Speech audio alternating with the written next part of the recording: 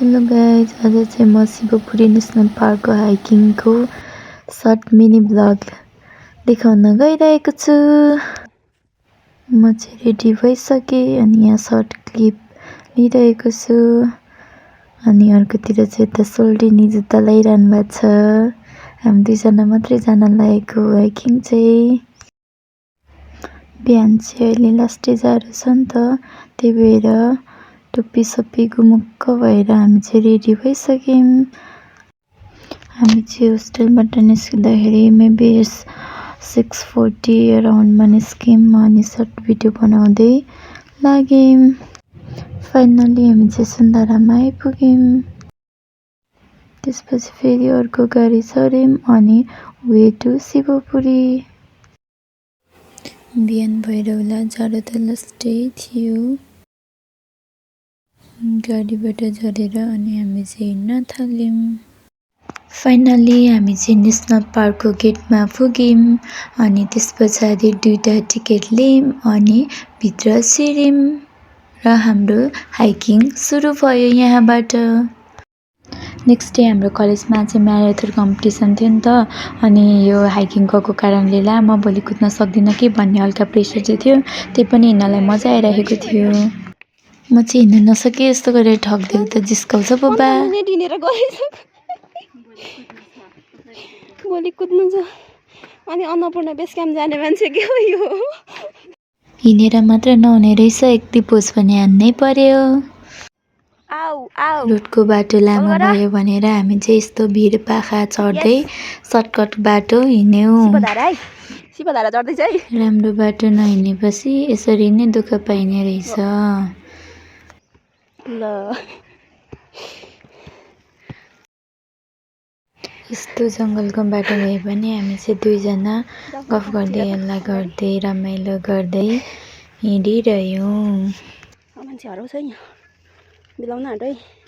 बिलाइ बिलाइ बिलाइ बिलाइ बिलाइ बिलाइ बिलाइ। कुलदेउता हाम्रो रक्षा गर्नुहोस्। हामीले चाहिँ ब्याग एउटा मात्र लगेको थियौँ नि त, त्यही भएर पालो पालो बोक्यौँ। हाम्रो उमेर जति बढ्यो भने हामी चाहिँ यस्तो चकचके चुलबुले यो केटाकेटीपन चाहिँ कहिले पनि जाँदैन, जसले चाहिँ हामीलाई एकदम ह्याप्पी अनि मेमोरेबल बनाइदिन्छ। यस्तो ठाउँमा पिङ पनि खेल्यौँ। त्यसपछि एक दुई पोज फोटो खिचेर हामी फेरि उकालो लाग्यौँ र लोकेसन राखिदिएको ठाउँमा पुग्यौँ र डिसिजन गऱ्यौँ कि बागद्वारबाट डाइरेक्ट शिवपुरी पिक जान्छौँ भनेर। Come fast. हामी कहाँ जाँदैछौँ? बागद्वार जाँदैछौँ है हामी। नागे गुम्बा गएनौँ हामी। कहाँ जाँदैछौँ? हामी बागद्वार पछि शिवपुरी पिक 1.5 घन्टामा। Okay, let's go. खानेकुराहरू आफै बोकेको थियौँ नि त, त्यही भएर अलिकति भए पनि सामानहरू घट्छ भनेर हामीले खाजा खाने निर्णय गऱ्यौँ अनि खाजा खाएर लाग्यौँ। बाटो यस्तो राम्रो हरियाली थियो। खाजा खाएपछि त अर्कै इनर्जी आयो नि त, अनि साथीलाई रिक्वेस्ट गरेँ तिमी गाउँ म फलो गर्छु भनेर। अनि सुरु हुन्छ हाम्रो गीत।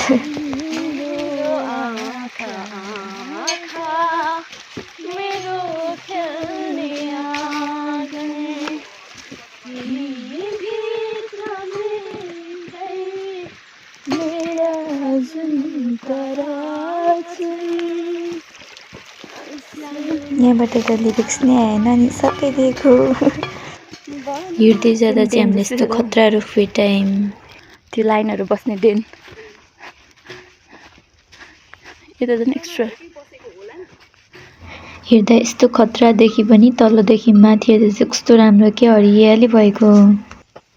फेरि हामी यहाँबाट अगाडि बढ्यौँ।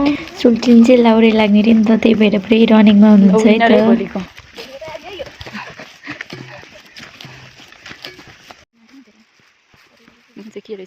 फाइनली हामी बागद्वार पुग्यौँ। यहाँ चाहिँ यस्तो रहेछ,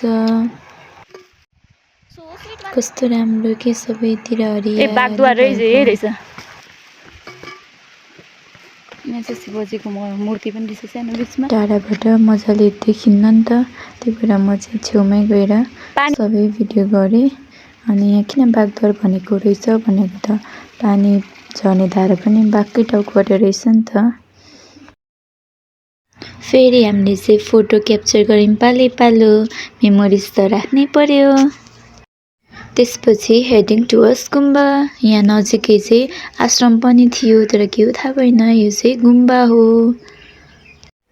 यहाँ पनि एक दुईवटा फोटो खिच्यौँ, त्यस पछाडि उकालो लाग्यौँ। उकालो जाँदा पनि फोटोहरू क्याप्चर गर्दै गएँ मेमोरिजको लागि।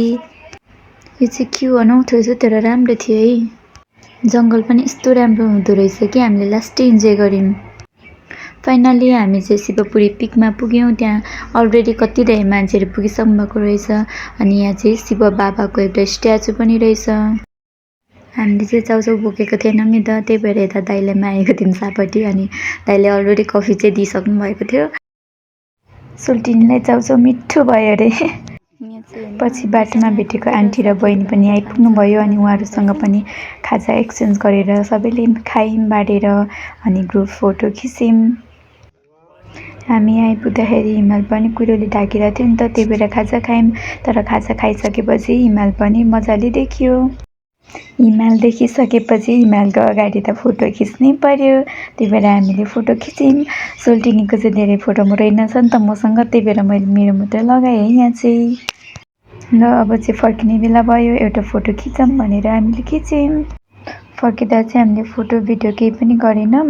यो पार्कको गेटमा पुग्ने बेलामा यस्तो राम्रो खोला थियो, सागु थियो, त्यही भएर हामीले यहाँ चाहिँ फोटो चाहिँ खिच्यौँ। अरू त त्यस्तै हो कि हिँडेर थाकेको बेलामा नि हाम्रो मुस्कान चाहिँ मिठो छ ल। त्यसपछि ब्याक टु होम। फर्किङ अब हाम्रो शिवपुरी नेसनल पार्कको हाइकिङ आजको सकिन लाग्यो। फर्किँदाखेरि टाइम थियो नि त, त्यही भएर बुढा नीलकण्ठ मन्दिर देख्यौँ। अनि त्यसपछि ल यहाँ पस्यौँ, एकछिन दर्शन गरौँ भन्यौँ अनि हामी यहाँ पस्यौँ।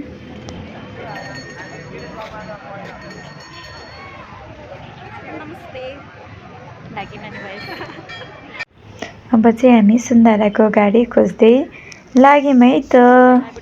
फाइनली हामी चाहिँ गाडीमा पस्यौँ अनि मैले इन्टरभ्यू लिएँ। कस्तो भयो आजको यात्रा? Short and sweet. त्यसपछि हामी गाडी चढेर सुन्धारातिर लाग्यौँ। फर्किँदाखेरि सनसेट चाहिँ कस्तो राम्रो देखिएको थियो। फोनको स्पेस चाहिँ फुल भइसकेको थियो नि त, त्यही भएर रुमसम्मको भिडियो गर्न चाहिँ पाएन। हामी रुम पुग्दा चाहिँ 5:50 भइसकेको रहेछ। अनि हामीले कति किलोमिटर हिँड्यौँ अनि हाम्रो स्टेप चाहिँ कति चाल्यो भनेर सबै रेकर्डहरू हेऱ्यौँ। Thank you for watching. अनि हजुरहरू पनि टाइम मिलाएर यो ठाउँमा घुम्न जानुहोला। Thank you.